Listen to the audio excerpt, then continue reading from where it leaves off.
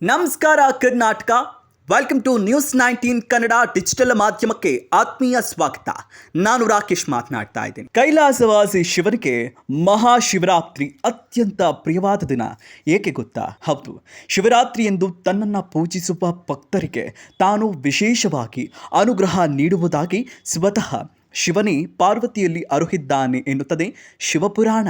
ಮಾಘ ಬಹುಳ ಚತುರ್ದಶಿಯ ರಾತ್ರಿಯೇ ಶಿವ ಪಾರ್ವತಿಯನ್ನ ವರಿಸಿದ್ದಾನಂತೆ. ಹೀಗಾಗಿ ಅಂದು ರಾತ್ರಿ ದೇವಾನುದೇವತೆಗಳೆಲ್ಲರೂ ಜಾಗರಣೆ ಮಾಡಿ ಗಿರಿಜಾ ಕಲ್ಯಾಣ ವೀಕ್ಷಿಸಿ ಶಿವ ಪಾರ್ವತಿಯರಿಬ್ಬರನ್ನ ಪೂಜಿಸಿದ್ರಂತೆ.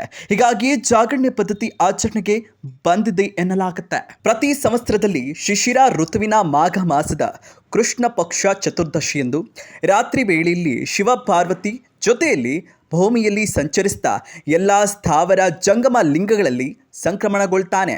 ಆ ಸಮಯದಲ್ಲಿ ಅಂದರೆ ಶಿವರಾತ್ರಿಯಂದು ರಾತ್ರಿಯ ವೇಳೆಯಲ್ಲಿ ತನ್ನನ್ನು ಯಾರು ಪೂಜಿಸ್ತಾರೋ ಅವರ ಪಾಪಗಳು ಪರಿಹಾರವಾಗುತ್ತೆ ಎಂದು ಸ್ವತಃ ಶಿವನೇ ತಿಳಿಸಿದ್ದಾನೆ ಎಂಬುದರ ಬಗ್ಗೆ ಶಾಸ್ತ್ರ ಹೇಳುತ್ತೆ.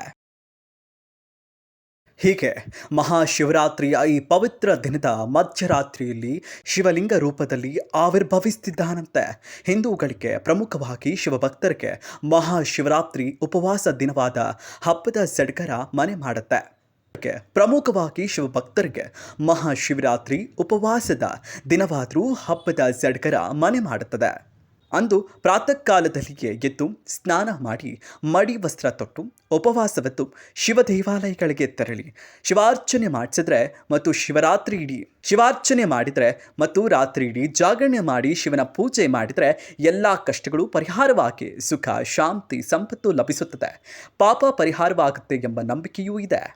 ಸಾಮಾನ್ಯವಾಗಿ ಎಲ್ಲ ಶಿವ ದೇವಾಲಯಗಳಲ್ಲೂ ರಾತ್ರಿ ಇಡೀ ಗಂಗಾ ಜಲಾಭಿಷೇಕ ಪಂಚಾಮೃತ ಅಭಿಷೇಕ ನಡೆಯುತ್ತೆ. ಕುರೋಚನ ವಿಭೂತಿ ಹಾಗೂ ರುದ್ರಾಕ್ಷಿ ಮಾಲೆಯಿಂದ ಶಿವಲಿಂಗವನ್ನು ಅಲಂಕರಿಸಲಾಗುತ್ತೆ. ಪುಷ್ಪಗಳಿಂದ ಹಾಗೂ ಬಿಲ್ವಪತ್ರೆಯಿಂದ ವಿಶೇಷ ಅಲಂಕಾರಗಳೊಂದಿಗೆ ಪೂಜಾ ಕೈಂಕರ್ಯಗಳು ನಡೆಯುತ್ತೆ.